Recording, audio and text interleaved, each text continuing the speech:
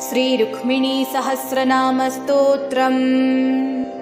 ॐ नमो भगवते वासुदेवाय। श्रीगणेशाय नमः।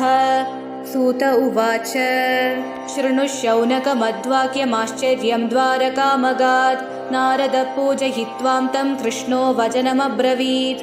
श्रीकृष्ण उवाच रुक्मिणी नाम साहस्रं कथयस्वत्तपोधन। यस्य स्मरणमात्रेण चित्तं मे शान्तिमेष्यति। नारद उवाच कृष्ण कृष्ण प्रेम यस्य भार्या नाम सहस्रकं। शृणुष्व बुद्धिमाश्रित्य लोकानुग्रहकाम्यया। पटे नाम सहस्रं यूतो ब्रह्मन् विशदाशयः। तस्मै तुष्टा भवत्याशु रुक्मिणी करुणालया। सूत उवाच इत्युक्त्वा नारद प्राह कृष्णं विधिविदां वरः। रुक्मिणी नाम साहस्रं भगवत्तोषकारकम्। अस्य श्रीरुक्मिणी दिव्यसहस्रनाम स्तोत्रमहामन्त्रस्य भगवान् श्रीकृष्णद्वैपायन ऋषिः। अनुष्टुप् छन्दः। मूलप्रकृतिः श्रीरुक्मिणी देवता। बीजं योनिः स्वयं व्यक्तिरिति बीजं। विदर्भकन्यका शक्तिरिति शक्तिः। सर्व उद्भवकरा देवीति मन्त्रः। विष्णुशक्तिश्चक्रधरेदि कीलकम्। अधकरन्यासः रुक्मिणी कृष्णपत्नी च विदर्भाधिपकन्यका। मुनिवन्द्या मुनिस्तुत्या प्रियगा प्रियकृत्प्रिया इति अङ्गुष्टाभ्यां नमः। चन्द्रसूर्योद्भवकरा चन्द्रसूर्यसमप्रभा। गालवीवल्गुवचना वल्गुशब्दप्रिया घृणिः इति तर्जनीभ्यां नमः। ब्रह्मण्या करुणाशीला हरिपादप्रियेक्षणा। सहस्रांशा सहस्राक्षा सहस्रवदना सुधा इति मध्यमाभ्यां नमः। सुवर्णवर्णा हेमाट्या सहस्रकोटिशोभिता। सहस्रनासिका पद्मा पद्मालयविलासिनी इति अनामिकाभ्यां नमः। आदित्यानन्दगर्ता ज्योतिरधिबुद्धिर्जितेन्द्रिया। अणीयसी स्थूलरूपा सदसद्ग्रन्थिनी पटुः इति कनिष्ठिकाभ्यां नमः। धनुर्धरा महाशक्ति श्रेयसामपि श्रेयसी। गरीयसी वाक्यभङ्गी संविदग्निररण्यभाक् इति करतलपृष्ठाभ्यां नमः। अथ हृदयादिन्यासः रुक्मिणी कृष्णपत्नी च विदर्भाधिपकन्यका। मुनिवन्द्या मुनिस्तुत्या प्रियगा प्रियकृत्प्रिया इति हृदयाय नमः। चन्द्रसूर्योद्भवकरा चन्द्रसूर्यसमप्रभा। गालवीवल्गुवचना वल्गुशब्दप्रिया घृणिः इति शिरसे स्वाहा। ब्रह्मण्या करुणाशीला हरिपादप्रियेक्षणा। सहस्रांशा सहस्राक्षा सहस्रवदना सुधा इति शिखायै वषट्। सुवर्णवर्णा हेमाट्या सहस्रकोटिशोभिता। सहस्रनासिका पद्मा पद्मालयविलासिनी इति कवचाय हुम्। आदित्यानन्दगर्ता ज्योतिरधिबुद्धिर्जितेन्द्रिया। अणीयसी स्थूलरूपा सदसद्ग्रन्थिनी पटुः इति नेत्रत्रयाय वौषट्। धनुर्धरा महाशक्ति श्रेयसामपि श्रेयसी। गरीयसी वाक्यभङ्गी संविदग्निररण्यभाक् इति अस्त्राय भट्। अथ ध्यानम्। देवीमुन्नतपीठकां सुवसनां ताटङ्ककर्णां शुभां। भास्वत्स्वर्णसुरेखितायुतमहावक्षस्थलां कामदां। हस्तस्वर्णकरण्टकां कटितटप्रान्त्यैकपाणिं वरां। श्रीमद्विठ्ठलचित्तचौर्यचतुरां श्रीरुक्मिणीं तां भजे। भैष्मीं चन्द्राननाभां सकलसुरगुरुस्तुत्य सद्रूपरूपां।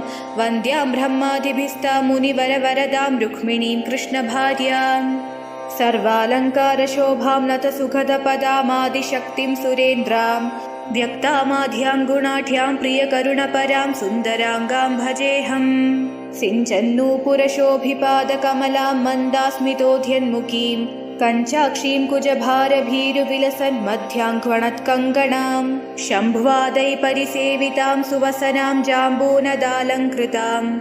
अम्बां तां प्रणतोऽस्मि कृष्णरमणीं लम्बालकां रुक्मिणीम्। अथ गायत्री।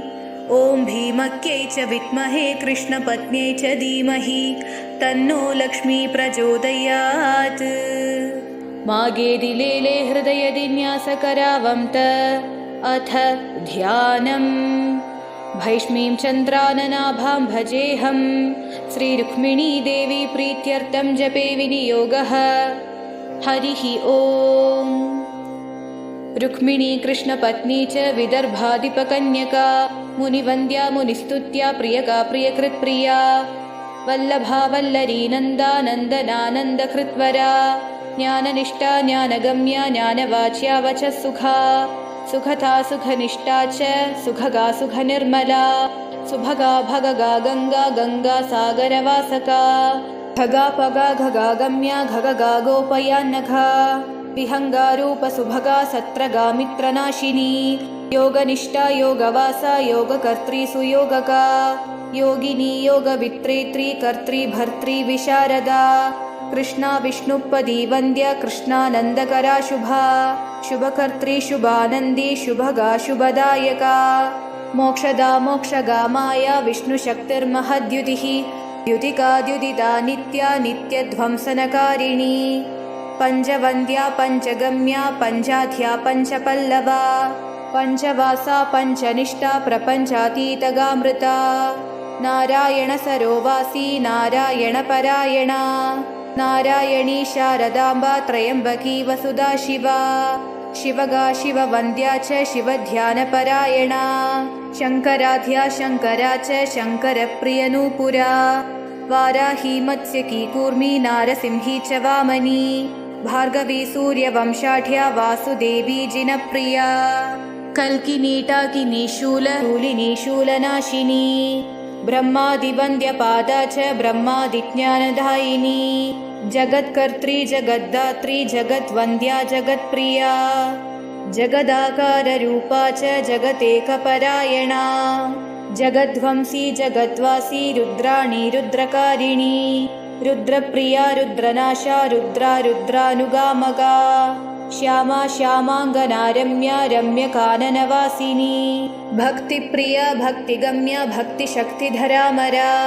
यज्ञाङ्गा यज्ञवासा च यज्ञरूपा च यज्ञगा यज्ञध्वंसिनी यज्ञकर्त्री यज्ञा यज्ञाङ्गकारका रामा रामप्रिया रम्भा रम्भा विप्रेदकारिणी रम्भा रम्या रम्भगा च रम्भविद्रम्भघानघा मालती मालिनी माला मालाकारा मलापहा मूलप्रकृतिराकाशद्यनुगा मूलमर्दिनी सदसद्रूपका भ्रान्ति सरला भ्रान्तिनाशिनी भ्रमदा भ्रमकारा च भ्रमशर्वरिनाशका सूत्रात्मिका सूत्रसूत्रा सूत्रगा सूत्रकारिणी सूत्रपारा पारसूत्रा सूत्रान्तःसञ्चरीवरी महत्तत्त्वा महद्वक्त्रा महती महदाशनी महिमा मोहिनी माया माया मूला महाकृतिः सर्वोत्तमा सर्वशक्ति सर्वविद्यास्वरूपिणी सर्वकर्त्री सर्वभर्त्रीं सर्वविघ्नविनाशिनी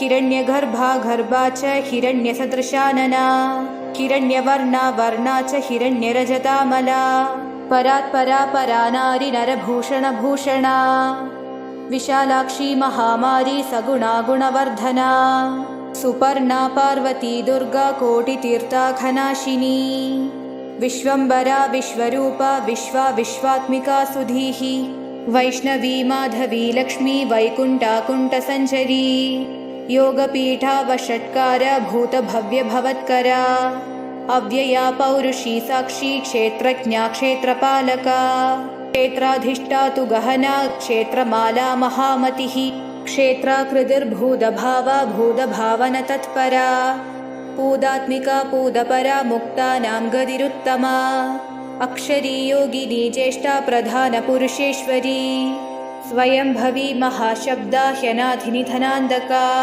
विधात्री धारिणी धात्री पद्मनाभा शुचिश्रवा अप्रमेया ध्रुवा शुद्धा स्तविष्टा विश्वकर्मिका अग्राही शाश्वती बाला बालार्कसदृशाकृतिः ईशानी प्राणसृक्प्राणा प्राणा प्राणानुकारिणी ईश्वरी विक्रमी श्रेष्ठा धन्वी दैत्यनिषूदनी गोविता गोपतिर्गोदा मधुसूदनतत्परा विक्रमाक्रमणी क्रम्या धुराधर्षा सुरेश्वरी मेधानी क्रमणी मेघा शरण्या शरणप्रदा कलिप्रकृतिविध्वंसी विश्वशुक्ला प्रजाभवा अहः संवत्सरी व्याला सर्वसिद्धिरजान्विता सर्वदर्शी प्रत्ययाना सर्वाद्या प्रच्युता वृषा संविदा समचित्रूपा सर्वयोगविनिसृता वृषाकृतिरमेयात्मा वृषकर्मी ह्यमोघदृक् अमोघा पुण्डरीकाक्षा विश्वयोनिर्गवीश्वरी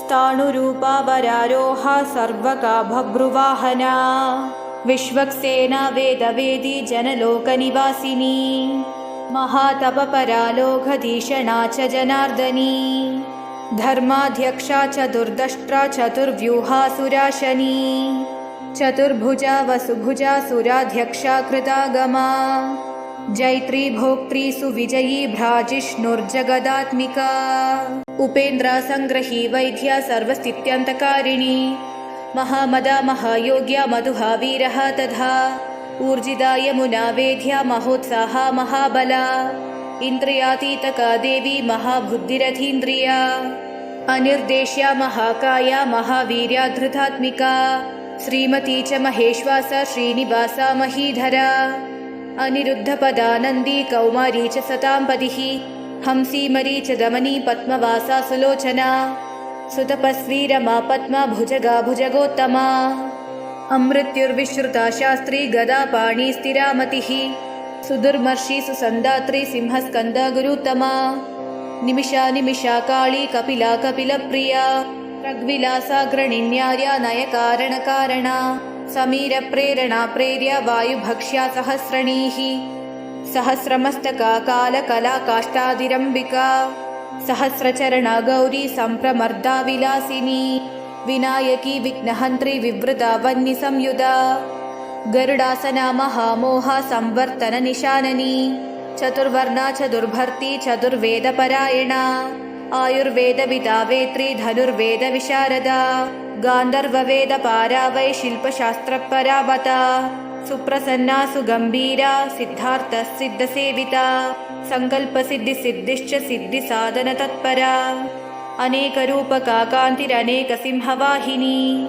वर्धमानश्रुतिस्सारा वृषभाधुर्धरश्रवाः प्रकाशिनी बृहद्रूपा विविक्ताधुर्धराक्षमा ओजस्तेजोधरा प्रज्ञा प्रतापा प्रविमोचनी स्पष्टमन्त्राक्षरधरा चन्द्रगौरा मनस्विनी शिशुपालयशोहन्त्री सुदेववरदायिनी जरासन्दतमोहन्त्री द्वारकावासिनी दया कामः कामदा कान्ता कामकामप्रदायिनी सुदामवरदाधारा युगावर्ता युगोत्तमा इष्टानिष्टा विशिष्टेष्टा चेष्टमाना शिखण्डिनी क्रोधहर्त्री क्रोधकर्त्री प्रतिथा प्रणताश्रया बीजयोनि स्वयं व्यक्ति शुचिनी शुचितत्परा परमेष्टिनी शुचिपदा प्राजापत्या च वाक्पतिः एकैव भगवती साक्षात् सती वेदार्थपारका ऋष्यनुग्रहका भीष्मा दुःखभेष च भेषजा विदर्भकन्यका शक्तिर्गायत्री गानतत्परा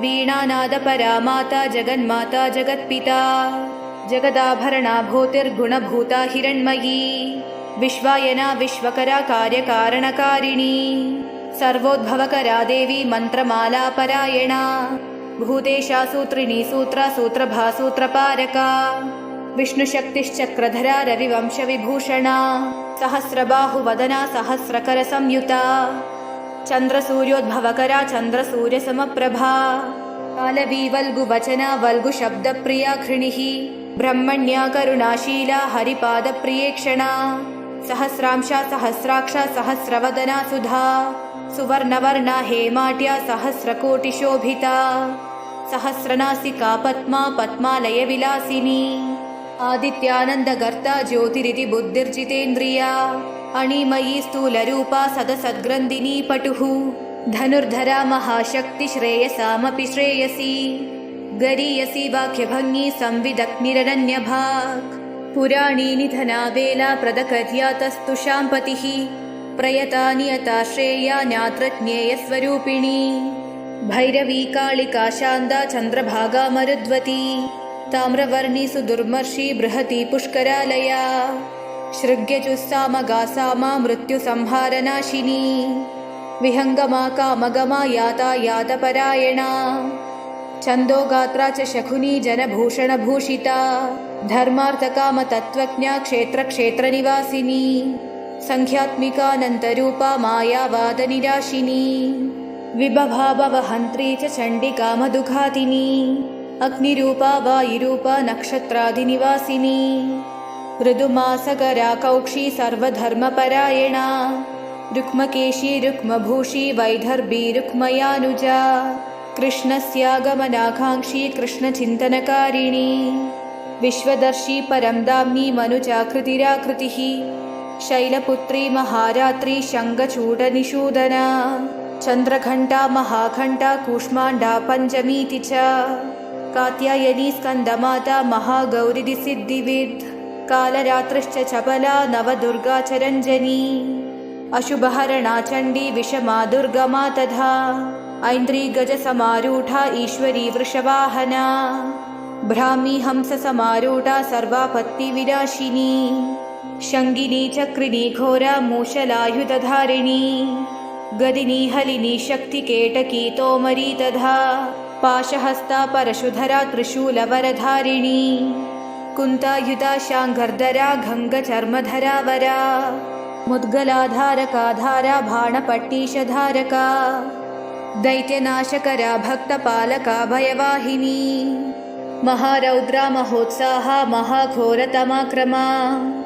दारुणी ह्यग्निदैवत्या शत्रुणां भयवर्धिनी मृगवाहिनी तथा वाहि ब्रह्माणि रौद्रिणी तथा चामुण्डा चोक्रदशना शिववाहिनी वाहिनी अजिता विजया चित्रा मालाधारि शिखण्डिनी पयस्विनी त्रिनेत्रा च भ्रुकुटी तटवासिनी व्यवस्थिता मध्यकण्ठा यमघण्टातरस्विनी सुगन्धा कालिका द्वारा वासिनी चार्चर्का कला कलामृता महाघण्टा कामाक्षी सर्वमङ्गला नीलग्रीवा भद्रकाली कपिला कपिलप्रिया वज्रिणी दण्डधारी च मेदिनी कलिनी तदा शूलेश्वरी सुललिता कामिनी कामनाशिनी मोहिनी मोहरूपा च मोहनाशा च कामहा विन्द्याद्रिवासिनी विन्द्या मेघवाहिनी वाहका पद्मावती पद्मकेशा पद्ममुद्रा पदाम्बुजा महाबला महावीर्या पातालतलवासिनी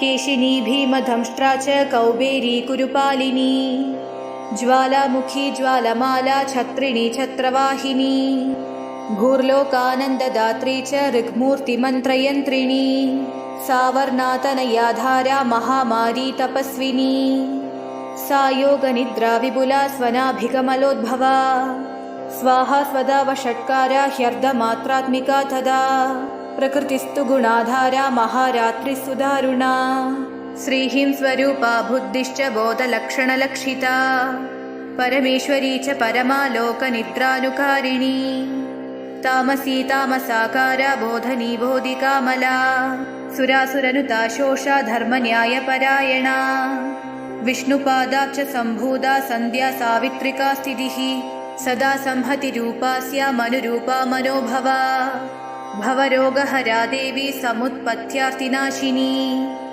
रोगापाहारोग्यरूपा जगद्रूपा जगत्पतिः जगन्माया जगद्धात्री कल्पान्ता शोषभागिनी सन्मानिता साट्टहासा चञ्चला वसुधाचला जयेति विजया चैव सकला शब्दिकामला मनोहरा हलधरा धरणीधरपुत्रिका सत्याजिताजिदक्रोधा वाराणसी मनोभवा मदनी मन्मथी मारी मानिनी मदनान्दकी शास्त्रास्त्रविपुला घोरा व्याप्तलोकत्रयात्मिका सत्रद्दासुरसैन्यान्ता सदसद्रूपिणी तदा विशालनेत्रा भृगुटिकुटिला नररञ्जिता महिषासुरहन्त्री च चक्षुरूपा महोदधिः दिगम्बरा दिशामाला मल्लमर्दनकारिणी विष्णुमाया महाविद्या महालक्ष्मीर्जगन्मया शुभा शान्ता सिद्धसिद्धा सिद्धिदा च सरस्वती प्रभा ज्योत्स्ना महाकान्ति क्षमा शर्वा च मङ्गला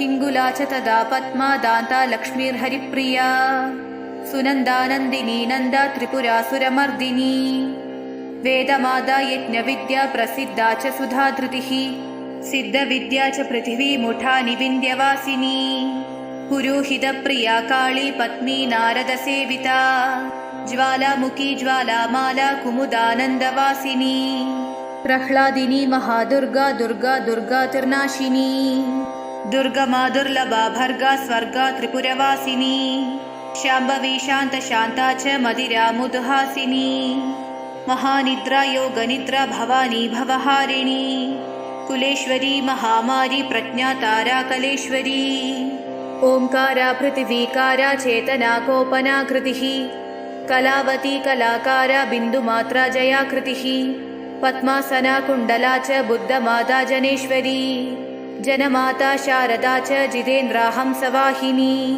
सुधात्मिका राजवन्द्या विभूतिस्तारिणी शिवा सद्गति सत्परा भूता सिन्दूरासुरमर्दिनी मन्दाकिनी विपाशा च शरयूशरह्यक्तदा कौशिकी गण्डकी चैव सत्या साध्वी पतिव्रता शुश्रोणी रजनीरूपा भगा च भगमालिनी पताका च प्रतापा च सेना श्रेणी सुयुद्धदा सुव्यूहा काङ्क्षिणी काङ्क्षा दयाकारा पताकिनी कलाकान्ता परातारा त्रिशक्तिशक्तिमालिनी इच्छाधेनुः कामधेनुः पावनी पावनाशनी मोक्षदा मोक्षकामा च कृपाला चण्डविक्रमा गौरी गौरा सुवर्णा च जगत्संहारकारिणी महाभुजैकानेका च भुजगोरगभूषणा चक्रभेदिचक्रघादिभेदिनी श्यामला तथा सुस्मिता स्मितलक्ष्या च सुमुखी सुखिनी तथा कृशा च बहुवर्णा च बह्वी च बहुहासिनी रक्ताम्बरा रक्तमाला नानापुष्पविराजिता तुलसी तुलसीपत्रप्रिया कृष्णातिवल्लभा सप्तचन्दोमया देवी भीष्मकी भीमकाकृतिः कलाकाष्ठा च गायत्री बृहतीं पङ्क्तिरेव च सुवर्णरशनाकान्ता वेणी भूषणभूषिता गण्डकी गण्डवासा च खडिभूषणभूषिता पीताम्बरधरा गौरी विख्याता च पयस्विनी कुङ्कुमागरुशोभाट्या द्वारकावासिनी तथा पद्मयोनिर्ब्रह्मयोनिर्सुगन्धा चन्दनप्रिया त्रिपुष्करा प्रमेया च काशिका मधुरा तथा अवन्तिका कुशावर्ता नानातीर्थस्वरूपिणी ब्रह्माण्डनायिका वर्णरतिर्मातङ्गगामिनी सोऽहं रूपा हंसगतिर्ज्वालिनी ज्वलदायिनी लेख्या भीमरती चैव चन्द्रभागा च मुण्डका पूर्णा कुम्भधरा भीमा दिव्या त्रिपुरभैरवी कराला विकराला च घोरा घुघुर् अनाधिनी उद्वर्केशी रक्तदन्ता त्रिवेणी वेणिका तथा कर्पूरा मोदिका मोदा जय श्री जयर्मङ्गला जयदा जय विश्रामा जय जया सर्वमङ्गला हृदयादिन्यासकरूण भैष्मी चन्द्राननाभा इदं नाम सहस्रन्ते रुक्मिण्या सर्वमङ्गलम् देवदेव मया प्रोक्तं सर्वलोकहिताय च प्रातरुत्थाय मनुजः शुचिर्भूत्वा समाहितः यप्पडे शृणुयाद्वापि मुच्यते सर्वतो भयात् एककालं द्विकालं वा त्रिकालं यप्पडेदिदं सर्वदुःखविनिर्मुक्तो विष्णुलोके महीयते तुलसीरूपिणी देवी तुलसीपत्रकैशुभैः अर्चयत्रामसाहस्रै वैकुण्ठे वसतिर्भवेत् कोमलैर्बिल्वपत्रैश्च अर्चयेद् रुक्मिणी सदा सहस्रनाममिद्यो वै शिवलोकं स गच्छति कल्लारैजादिकुसुमैर्नानापुष्पैश्च यो यजेत् गोलोकं समवाप्नोति नात्र कार्या विचारणा यप्पठेन्नाम साहस्रं रुक्मिणी सन्निधौ सदा तस्मै तुष्टा भवेत्येवं रुक्मिणी सिद्धिनायका पुत्रवान्दनवान् श्रीमात्रा नाभिद्या निधिर्भवेत् सहस्रनाम पठनात् यो नरः स कविर्भवेत् इदं नाम सहस्रं तु त्रिषु लोकेषु दुर्लभम् भगवन्तव तोषार्थं मया चोक्तं महीतले पुरा तु सत्यलोकेऽस्मिन् ब्रह्मणा कथितं हरेः पुत्रेभ्यो भृगुमुख्येभ्यो लोकोद्धारार्थं कारणात् कैलासशिखरे रम्या शिवया चाभिमन्त्रितः कथयामास शर्वायै शङ्करो लोकशङ्करः पुत्रार्थी लभते पुत्रान् सुतार्थी लभते सुतां धनं धनार्थी लभते कामार्थी काममाप्नुयात् मोक्षार्थी लभते मोक्षं सिद्ध्यर्थी सिद्धिमाप्नुयात् पठनात् श्रवणाद्वापि ह्यन्ते मुक्तो न संशयः ससुरासुरगन्धर्वदैत्यदानवखेचराः सिद्धाः किं पुरुषाश्चापि पन्नगा उरगात्रकाः एतेषाममि यः कोऽपि त्विदं नाम सहस्रकं पठते सर्वदा कृष्णमुच्यते नात्र संशयः। कृष्ण कृष्ण प्रमेयात्मन् तव पत्न्या प्रकीर्तितं नाम्नां सहस्रं दिव्यानां कोकवैभवकारणम्। सूत उवाच ब्रह्मन् जानीहि कृष्णस्य पत्न्या नाम सहस्रकं नारदेनोक्तमतुलं कृष्णाय परमात्मने इदं तु ते गृह्यतमं प्रोवाच भृगुनन्दन अस्मिन् लोके तवामुष्मि दुर्लभं नात्र संशयः। श्रीस्कन्दपुराणे नारदसंवादे श्रीरुक्मिणी दिव्यसहस्रनामस्तोत्रं सम्पूर्णम्। श्रीरुक्मिणीचरणारविन्दार्पणमस्तु। शुभं भवतु शुभं भवतु शुभं भवतु।